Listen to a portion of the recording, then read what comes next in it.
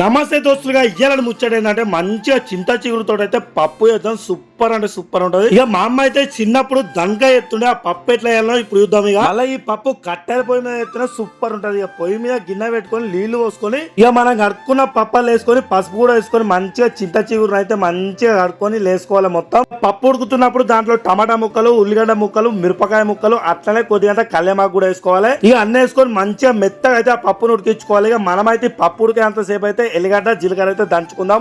ఇక ఈ దంచుకున్నంత సేపు అయితే ఎవరైనా సబ్స్క్రైబ్ కొట్టకపోతే సబ్స్క్రైబ్ కొట్టారు ముందుగా. ఇక మనకు పప్పు అయితే మంచిగా ఉడికిపోయింది. అలా ఉప్పు వేసుకొని ఇట్లా రుబ్బుకొని పక్కకు పెట్టుకోవాలి.